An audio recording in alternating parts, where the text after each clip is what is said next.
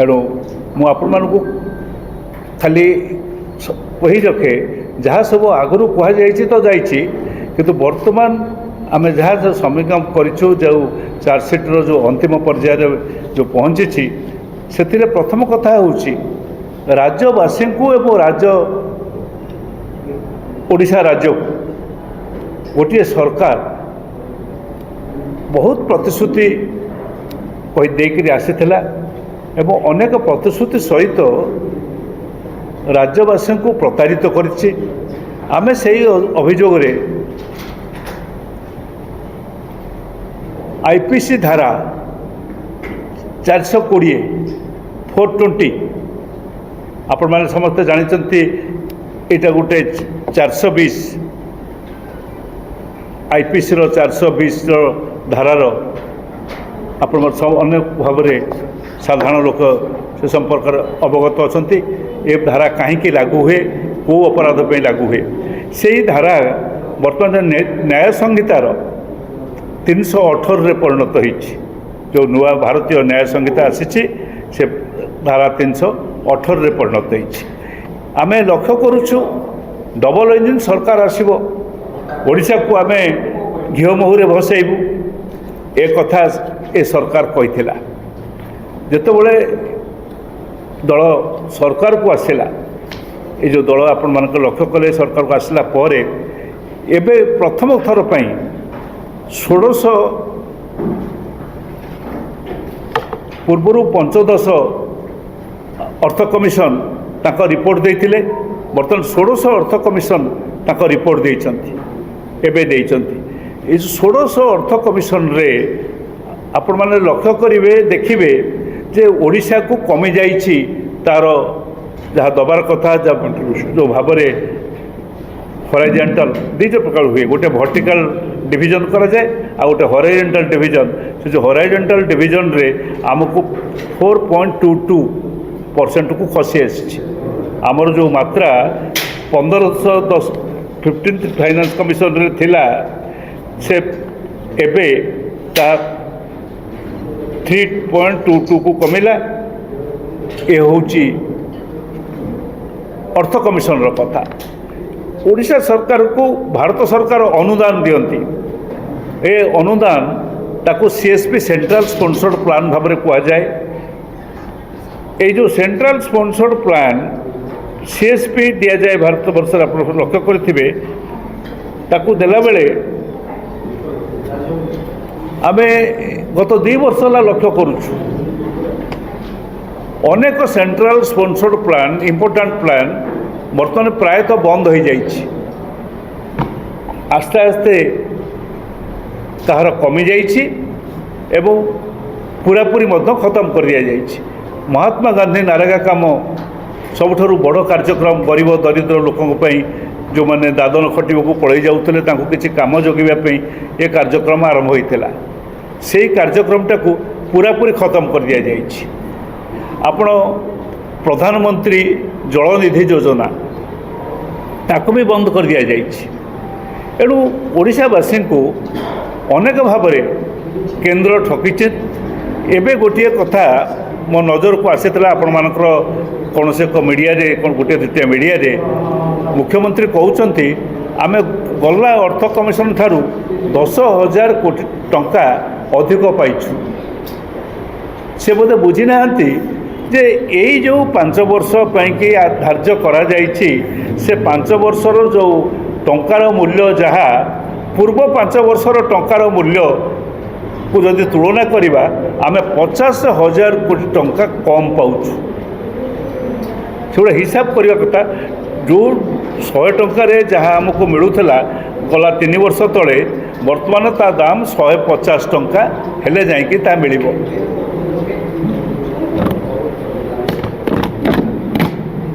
से जो तुलनात्मक कथा मुझे आपण मान आगे कहूँ आप पचारू ताकू एवं केमिति भाव में अधिक कहगला से यार उत्तर रखिए उत्तर रखा आम जनसाधारण पाखे आम जहाँ उपस्थापित करुचु जनसाधारण पाखे रखा बाध्य हे से मैंने।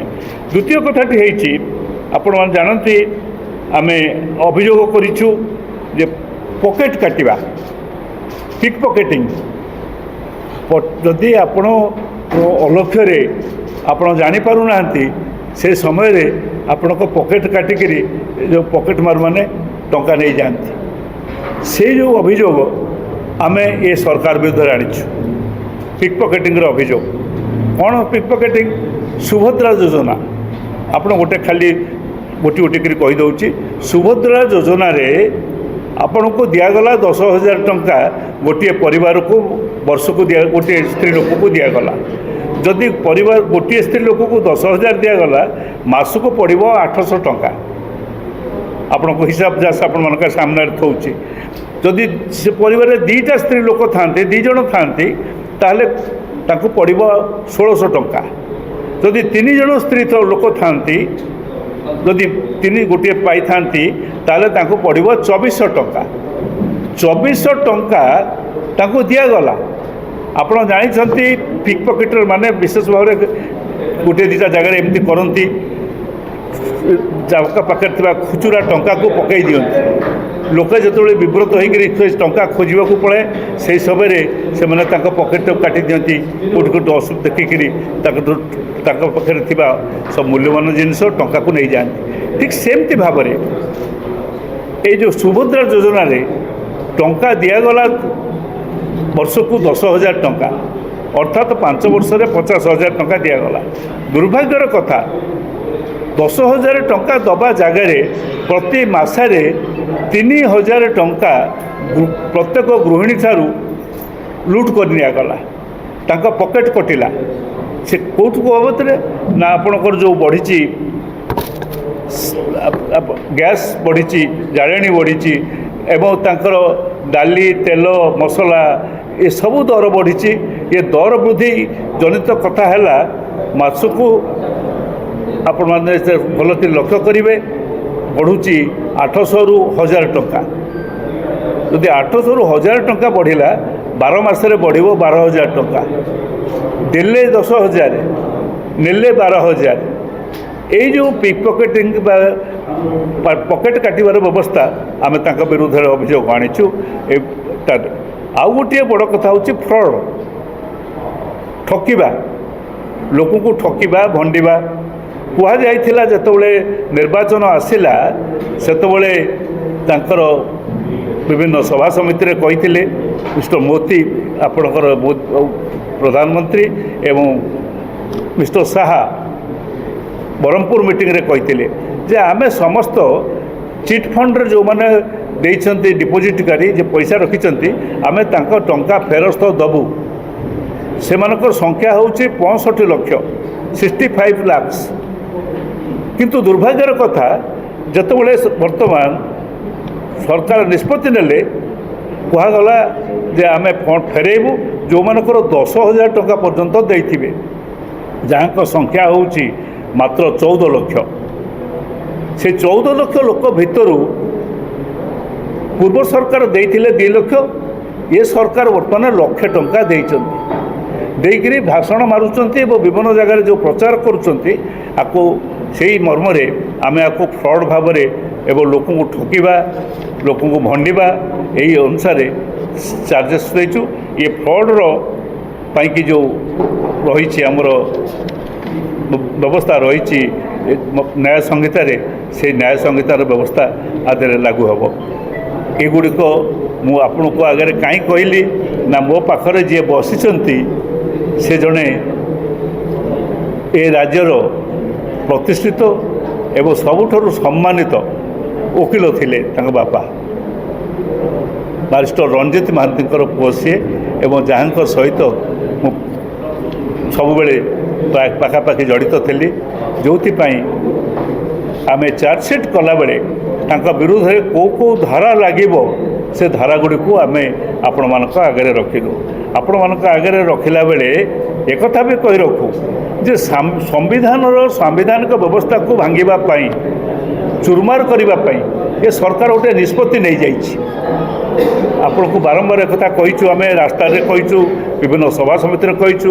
ତାର ସବୁଠାରୁ ବଡ଼ ପ୍ରମାଣ ହେଉଛି ଆପଣଙ୍କର 2ଟି ଝିଅ, ଗୋଟିଏ ହେଉଛି ଆପଣଙ୍କର ଏଠିକାର ଚାମିଲି ଓଝା ଆପଣଙ୍କର କେନ୍ଦ୍ରାପଡ଼ା ମହାକାଳପଡ଼ାର ଜଣେ ସରପଞ୍ଚ ଲୋକପ୍ରତିନିଧିକୁ ବିଡ଼ିଓ ତାର ଦାବି ବା ତା କାର୍ଯ୍ୟ କରିବାକୁ ସୁଯୋଗ ଦେଲା ନାହିଁ, ଯେଉଁଥିପାଇଁ ସେ ସରପଞ୍ଚ ତାଙ୍କ ସାଙ୍ଗରେ କଥାବାର୍ତ୍ତା କରିବାକୁ ଯାଇଛନ୍ତି, ତାଙ୍କ ଉପରେ ଅତ୍ୟାଚାର ହୋଇଛି, ସେ ବର୍ତ୍ତମାନ ହସ୍ପିଟାଲରେ ପଡ଼ିଛନ୍ତି। କେବଳ ଏଇଠି ନୁହେଁ, ଆପଣ ସୋହେଲାକୁ ଯିବେ, ସୋହେଲାରେ ଗୋଟେ ଇଞ୍ଜିନିୟର ସେ ବ୍ଲକର ତାକୁ ଅତି କଦର୍ଯ୍ୟ ଭାବରେ ବ୍ୟବହାର କରିଛି। କହିବାର କଥା ହେଉଛି ବର୍ତ୍ତମାନ ଲୋକପ୍ରତିନିଧିମୂଳକ ଶାସନ ବ୍ୟବସ୍ଥାକୁ ଖତମ କରିକିରି ପଞ୍ଚାୟତ ଲେବୁଲରେ, ପଞ୍ଚାୟତ ସ୍ତରରେ ସରପଞ୍ଚ ନମିନିଙ୍କର ଚେୟାରମ୍ୟାନଙ୍କର ପାୱାରକୁ ଖତମ କରି ବିଡ଼ିଓ ଏବଂ ଜୁନିୟର ଇଞ୍ଜିନିୟର ଆଙ୍କ ହାତକୁ ଟେକି ଦିଆଯାଇଛି। ତାର ଏହି ପ୍ରମାଣ ମୁଁ ଆପଣମାନଙ୍କ ଆଗରେ ରଖିଲି ଏବଂ ଏହା ବିରୁଦ୍ଧରେ ସମ୍ବିଧାନର ତ୍ରୁଟି ସମ୍ପର୍କରେ ଆମେ ପୁଣି এই ଚାର୍ଜସିଟ୍ରେ ମଧ୍ୟ ସରକାରଙ୍କ ବିରୁଦ୍ଧରେ ଆମେ ଅଭିଯୋଗ ଆଣିଛୁ। ଏସବୁ ଅଭିଯୋଗ ସହିତ ମୁଁ ମୋର ଅନୁରୋଧ ପ୍ରତି ମୁଁ ଆପଣଙ୍କ ଜଣେ ବହୁତ ବଢ଼ିଆ ଜ୍ଞାନୀ ବିଜ୍ଞ ଲୋକ, ସେ ତାଙ୍କର ମଧ୍ୟ ତାଙ୍କୁ କିଛି ରଖିବେ ତାଙ୍କର ବ୍ୟବସ୍ଥା।